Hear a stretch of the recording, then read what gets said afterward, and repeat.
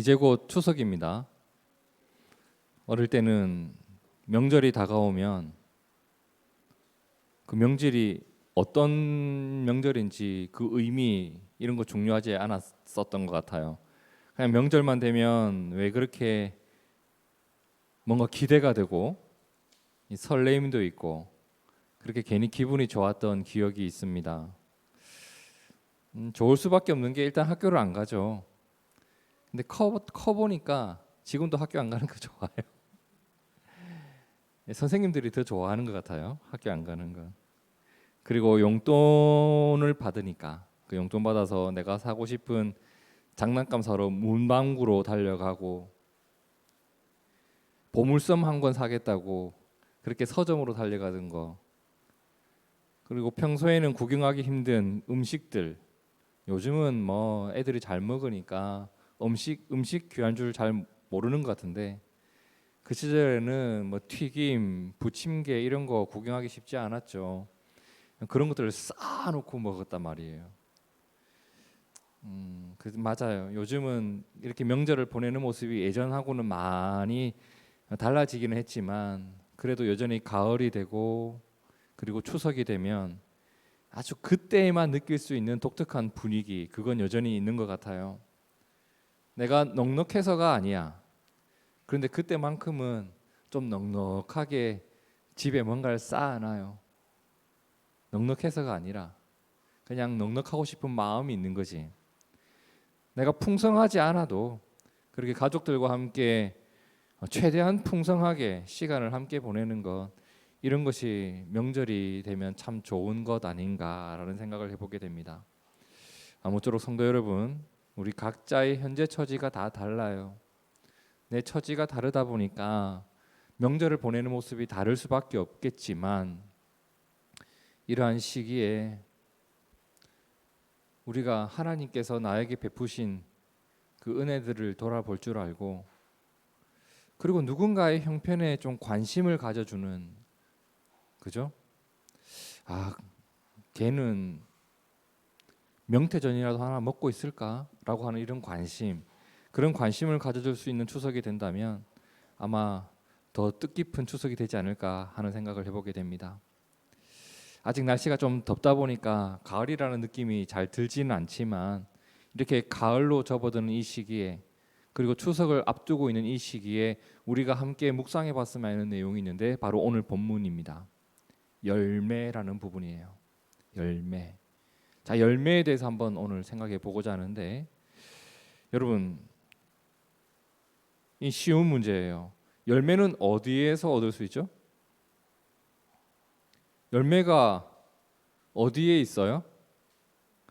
그 열매를 맺는 나무나 줄기에서 얻을 수 있습니다. 그죠? 제가 사과가 먹고 싶어서 옥수수 밭을 갔습니다. 열심히 사과를 찾아다녔습니다. 멍청한 짓이죠. 옥수수 밭에 사과가 왜 있겠어요? 옥수수가 있지. 배가 먹고 싶었습니다. 그래서 저 앞에 감나무가 한 그루 있길래 막 올라가서 열심히 배가 어디 있는지 감나무 위에서 찾고 다닙니다. 배가 있겠어요? 멍청한 짓이죠. 그죠? 열매는 그 열매를 맺을 수 있는 나무나 그 열매를 맺을 수 있는 줄기 이것보다 더 이전을 생각한다면 그 열매를 품고 있는 씨앗 하나에서 시작한단 말이에요. 그런데 조건이 있어. 그 씨앗이 그 나무가 살아 있어야 돼. 그렇지 않아요? 죽은 나무에선 열매가 맺히지 않아요. 있을 수가 없는 일이란 말이에요. 맞나요? 네, 맞아요. 죽은 나무에선 열매가 맺히지 않아요. 그래서 나무가 죽었을 때는 그 나무에서 열매가 맺히겠지 하고 기다리는 사람이 아무도 없어요. 신앙생활도 마찬가지예요. 여러분 그리고 열매는 나의 수고로만 맺는 결과물이 아니죠. 나무가 열매를 맺지만 누가 물을 줬어? 누가 비료를 뿌려주고 나무를 돌봐주고 가지를 쳐줬냐고요. 그 농부의 수고란 말이에요. 이것만 있나? 낮에 해가 있었어. 흐린 날에 비가 내리고 그 비를 기반으로 나무가 자랐단 말이에요. 그렇게 하나님의 손길도 있었단 말이에요. 열매는 내가 맺은 것 같지만 그 열매가 있기까지 나 홀로 수고한 것은 아니었단 말이에요. 그렇게 돌봄 속에서 무엇이 되면 때가 되면 열매는 맺기 위해 노력하는 게 아니란 말이에요. 인내하면서 때가 되면 그 나무가 맺을 수 있는 열매는 저절로 맺히게 돼요. 살아 있고 돌봄이 있다면 때가 되면 열매는 맺힌단 말이에요. 그래서 열매를 맺고 싶다면 열매에 집중해야 되는 것이 아니라 무엇을 돌봐야 된다? 나무를 돌봐야 돼. 신앙의 열매를 맺기 위해서는 그 열매가 나한테는 왜 없지? 나는 왜 방언이 안 되지? 나는 왜 사랑이 안 되지? 라고 할 것이 아니라 나무의 신앙, 자신의 신앙을 돌봐야 돼요. 그리고 하나님 은혜를 절대적으로 의지하는 자리로 내가 서 있어야 그 열매는 언젠가 맺히게 된단 말이에요. 성경을 보다 보면 신앙생활 가운데 이루어져 가야 할 일들, 그것을 열매로 표현한 곳이 한두 곳이 아니에요. 굉장히 많은 곳에 열매를 내 신앙의 어떤 결과물로서 표현하는 곳이 많이 나와요. 오늘 본문이 그러한 본문들 중에 하나예요. 자, 이제 방금 말씀드린 내용들을 기억하면서 이제 오늘 본문을 한번 살펴보시죠. 누가복음 3장 7절입니다. 요한이 어떤 사람들에게 세례 받으러 나온 사람들이 있었다고 해요. 자, 세례 받으러 왔는데 그 사람들에게 뭐라고 하냐면 독사의 자식들아, 누가 너희에게 일러 장차 올 진노를 피하라 하더냐. 그러므로 회개에 합당한 열매를 맺고 속으로 아브라함이 우리 조상이라 말하지 말라. 당시 요한은 수많은 사람들에게 존경받는 유대교의 지도자였습니다. 하나님을 알려주고 하나님 말씀을 가르치던 아주 유능하고 그 다음에 정직한 바른 지도자 세례 요한. 그가 요단강에서 사람들에게 세례를 주는 일을 하고 있었다고 합니다. 그러면 세례가 뭔가요? 지금 사람들이 요한에게 세례 받으러 왔다고 하는데 세례가 뭔가요? 잠시 마태복음 3장을 봅시다. 3장 5절에 이때에 예루살렘과 온 유대와 요단강 사방에서 다 그에게 나와 요한에게 나왔단 말이에요. 뭘 해요 사람들이? 자기들의 죄를 자복하고 요단강에서 그에게 세례를 받더니 요한이 뭐라고 합니까? 나는 너희로 회개하게 하기 위하여 물로 세례를 베풀고 있다, 이런 말을 합니다. 세례가 뭔가? 죄를 죄라고 고백하는 것이고 내가 이제 하나님께로 돌이키겠습니다, 이것을 고백하고 결심하는 자리입니다. 세례가 뭐라고요? 죄를 죄라고 고백하고 내가 하나님께로 돌이키겠다는 것을 결심하는 자리라고요. 세례는 교회를 다닌 지 한 1년 정도, 어느 정도 시간이 지났다고 해서 치러야 할 종교적 의식 행위가 아니란 말이에요.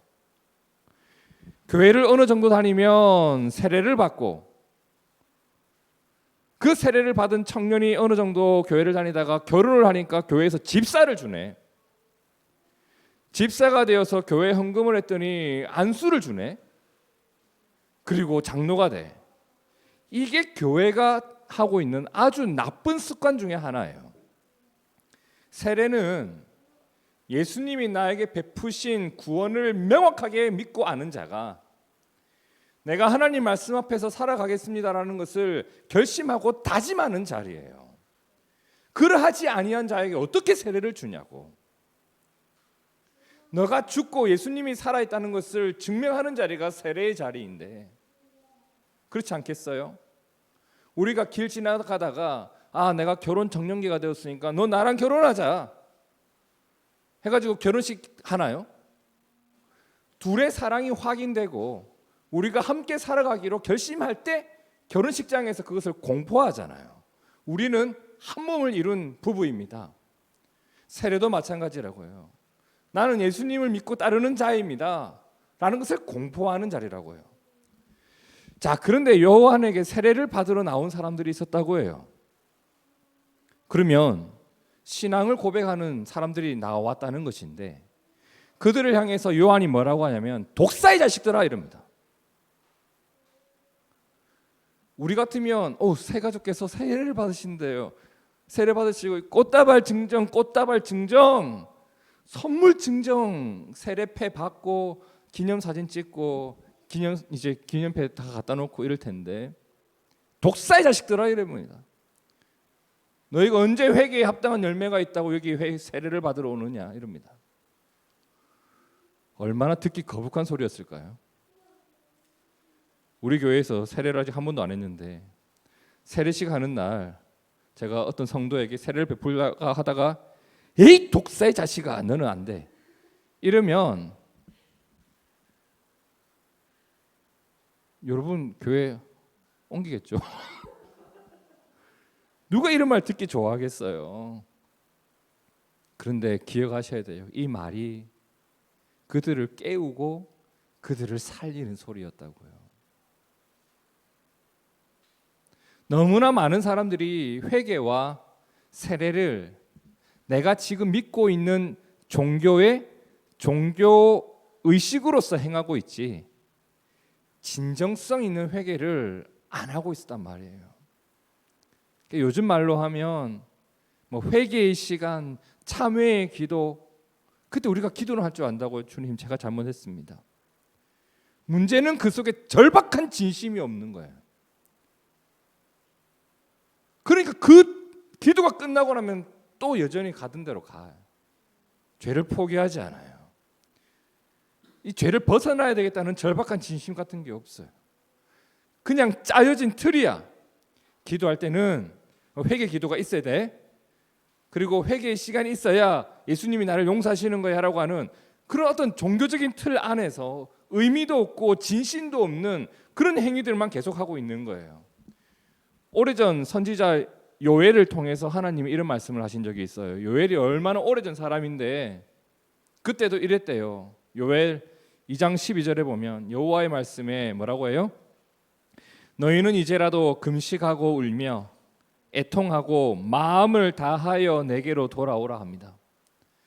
그들이 회개를 안 하고 있었던 게 아니라고요. 뭘 하고 있어서 대신에 옷을 찢고 있었대요. 너희는 옷을 찢고 있는데 그 옷을 찢는 행위는 그만하고 마음을 찢고 너희 하나님 여호와께로 돌아올지니라 라고 했습니다. 사람들이 죄를 고백하면서 옷을 찢었다고 합니다.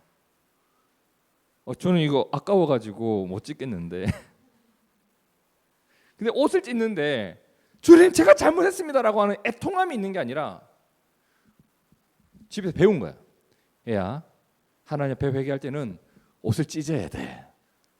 엄마가 또 사줄게. 가가지고 팍 찢어야 돼 이렇게. 그게 잘하는 거예요. 본 게 그거야.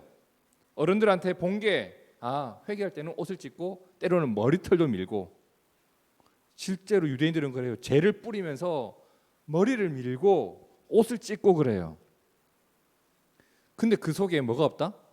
마음은 없고 그렇게 해야 한다라고 하는 의식만 있는 거예요. 제수요일에 머리에 십자가 그리잖아요. 이렇게 가끔씩 재로.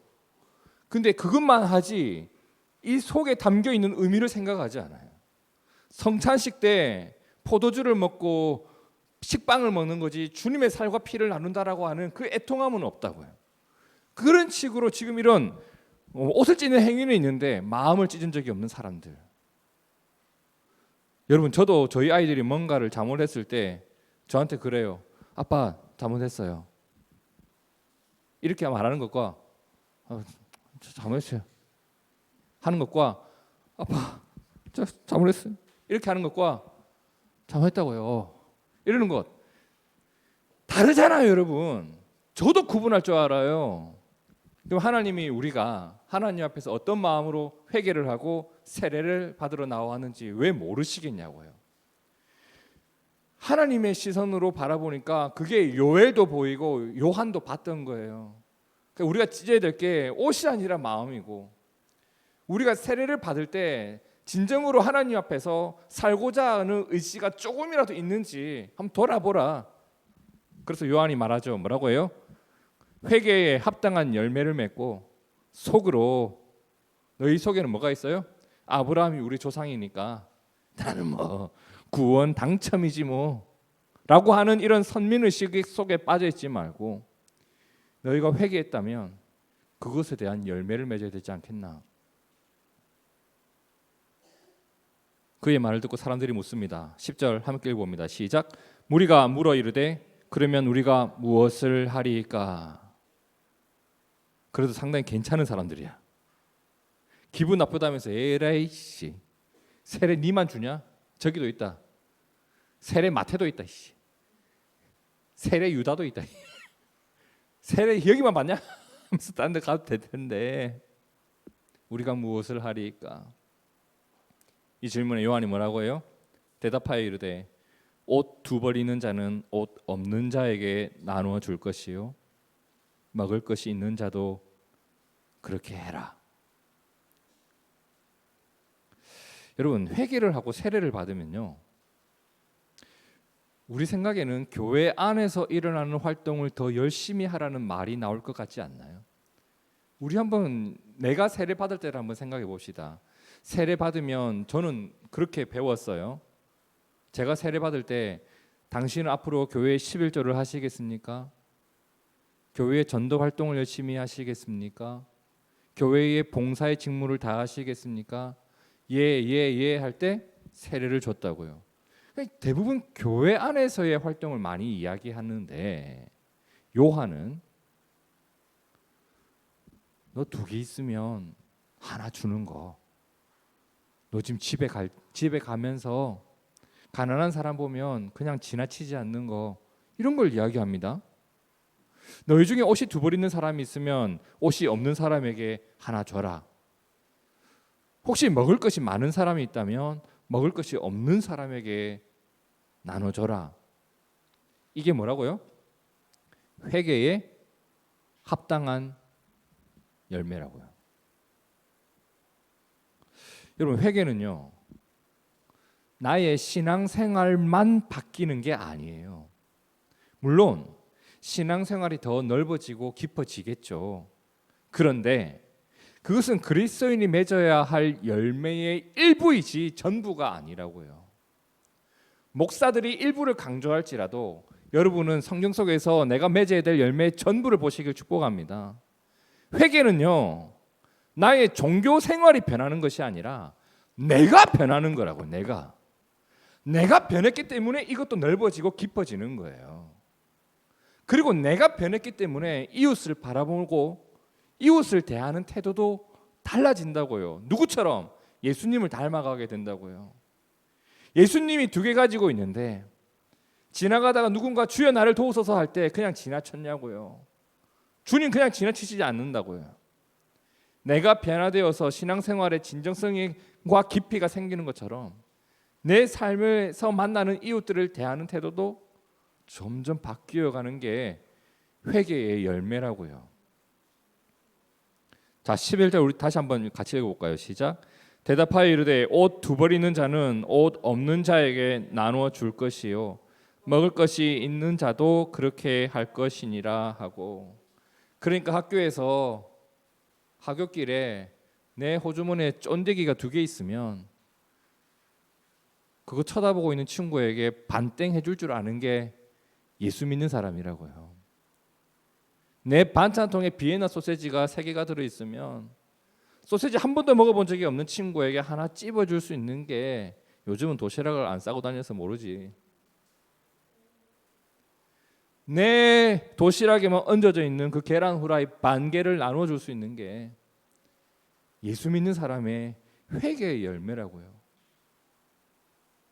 열매는 어디에서 얻을 수 있다고 했어요? 아까 그 열매를 맺을 수 있는 나무나 줄기에서. 그럼 이런 회개의 열매는 어디서 맺히겠어요? 회개한 사람에게서. 단 거짓 회개가 아니라 진짜 회개한 사람에게서 볼 수 있는 열매입니다. 그럼 여기서 우리가 요한이 말하고자 했던 바를 알 수 있을 것 같아요. 너희가 이렇게 세례라고 하는 의식에 참여했다는 것에 만족하지 마라.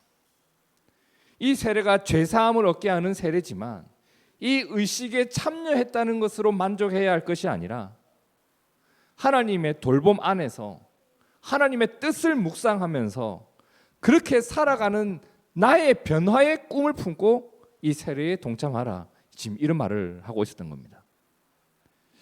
자, 그렇게 사람들에게 대답을 하고 있는데 뒤이어 쫓아온 사람들이 있었다고 해요. 저도 세례를 주세요라고 하는 누가?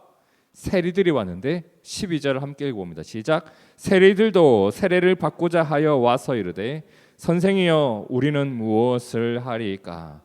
자, 세리들이 찾아왔대요. 이 세리에 대해서는 제가 많이 설명을 드렸죠. 당시 유대 땅에서 세금을 거두던 사람들, 이 사람들은 세금을 거두어서 누구에게? 로마에게 상납하던 사람들이에요. 그런데 그들이 했던 아주 큰 잘못 가운데 하나가 거두어야 할 세금보다 조금 더 거두어서, 예를 들어 쟤들한테서 100원씩 받아와 라고 했는데, 야 위에서 120원씩 거두라고 했어. 120원, 120원, 120원 거두어 갈 권력이 있으니까 다 거두어서 위에다가 100원 바치고 20원은 어디로? 내 호주머니 속으로 넣던 사람들. 그러니까 거짓말쟁이, 동족을 뜯어먹는 사람들, 이렇게 미움받던 사람들이에요. 죄인 중에 죄인이라 취급받던 사람이 세리들이었어요. 유대인들이 정말 싫어했는데 그들이 세례를 받으러 왔대. 그들이 무슨 잘못하고 있는지 그들 자신도 알고 온 민족들이 알고 있어요. 그들이 묻습니다. 우리는 무엇을 하리까? 우리가 하나님 앞에서 회개할 때, 우리가 세례를 받을 때 우리가 맺어야 될 열매는 무엇입니까? 여러분 생각에는 뭐일 것 같아요? 그 하던 짓을 멈춰야 되겠지. 요한은 뭐라 했을까요? 13절 함께 읽습니다. 시작. 이르되 부가된 것 외에는 거두지 말라. 네, 요한도 이걸 말해요. 너희가 지금까지 해오던 악한 습관 있잖아. 사실 너희 알지 않냐? 뭐가 문제인지 알지 않냐? 그거 하지 마라. 근데 하지 말아야 되는 건 이미 알고 있어. 근데 그것을 멈추면 어떻게 돼요? 내 이익이 줄어드는 거야. 애초에 하지 말아야 할 짓인데 그것도 하다 보면 어떻게 돼요? 나의 고정 수입처럼 느낀단 말이에요. 게다가 다른 세리들이 어떻게 해요? 다 그렇게 살아. 얘도 그렇게 하고 쟤도 그렇게 하고 다 그렇게 해. 근데 나만 멍청하게 그걸 멈춰야 되나? 멈춰야지. 그 일을 하나님 앞에서 멈추는 게 그들이 회개하면서 해야 할 일이었단 말이에요. 그렇잖아요. 그건 내가 가져야 될 것이 애초에 아니었어. 힘이 있다 보니까 가졌던 거지. 내가 취하지 말았어야 될 일이었어요. 내 힘으로 이웃의 것을 빼앗아서 그것을 나의 소득으로 삼고 있는 게 어떻게 정당해?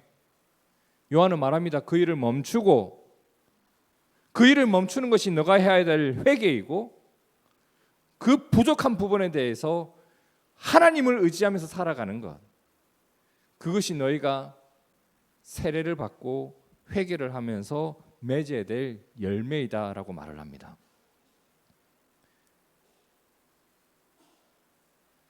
이어서 요한을 찾아온 사람이 또 있었는데 14절 누가 찾아와요?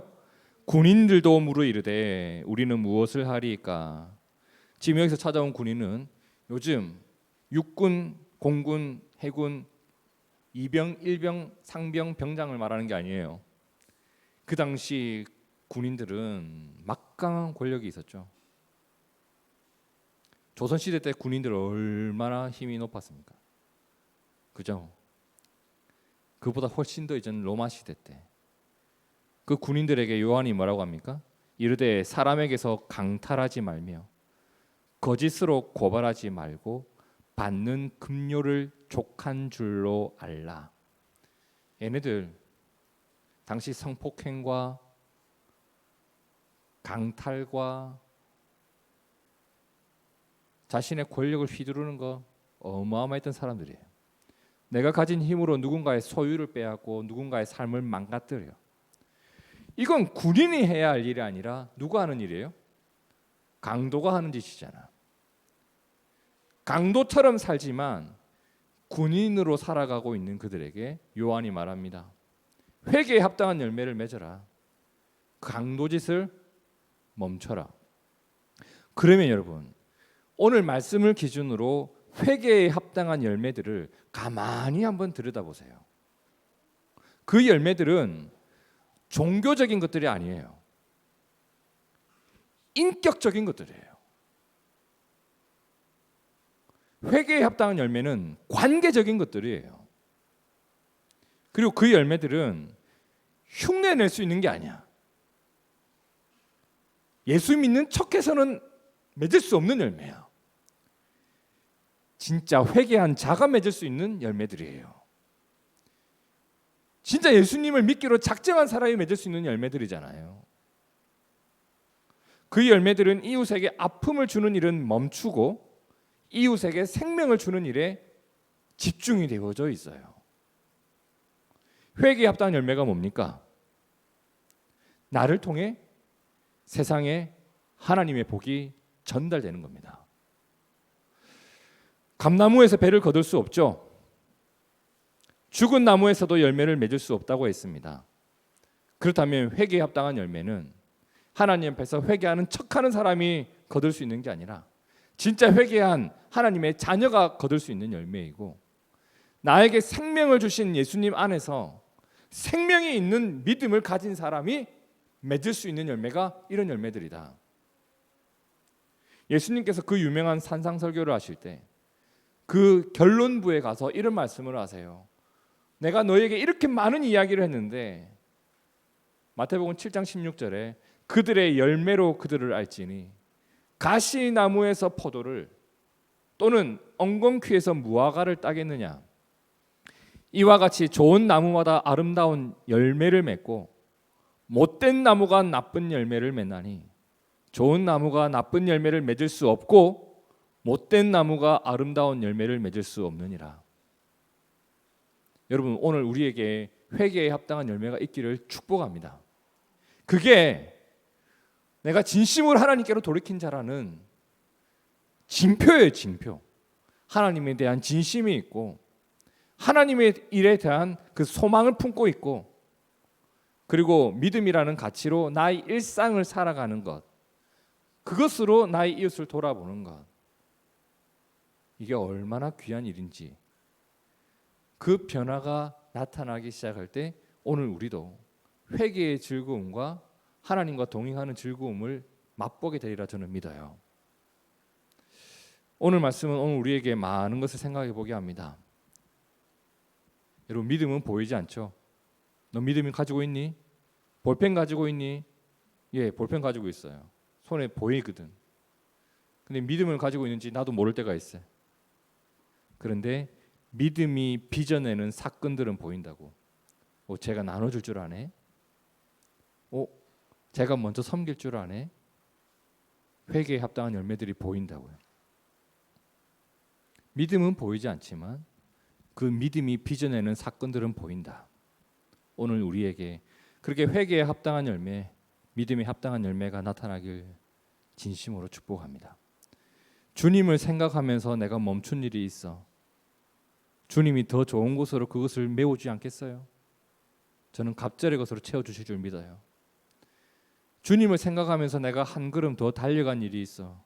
주님이 그것을 잊으시겠냐고. 우리 한 사람 한 사람이 그 주님을 믿는 믿음으로 하나님의 돌봄과 은혜를 의지하면서 귀한 믿음의 열매들을 거두는 복된 성도 되시기를 진심으로 축복합니다.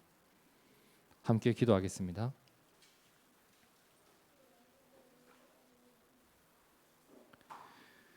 주님, 오늘 내가 주님 앞에 회개한 한 사람이고 주님 앞에 진정성 있는 세례를 받은 한 사람이기를 원합니다. 교회를 다니다 보니 받았던 세례가 아니라 내가 예수님을 진실로 의지하기에, 내가 하나님의 말씀을 진실로 사랑하기에 내 마음속에서 일어난 세례가 있기를 원합니다. 주여, 오늘 우리가 회개에 합당한 열매를 맺고 독사의 자식처럼 살아가지 않는 우리 모두가 되기를 원합니다. 오래전 요엘을 통하여, 오래전 요한을 통하여 주님이 전해주셨던 그 말씀들이 오늘 우리의 마음속에도 울려 퍼집니다. 주님, 회개에 합당한 열매를 소중히 여기고 그 열매를 맺어가며 믿음의 가치를 실현해내는 우리 둥지교회가 되게 하옵소서. 살아계신 예수님 이름으로 기도드립니다. 아멘. 아멘.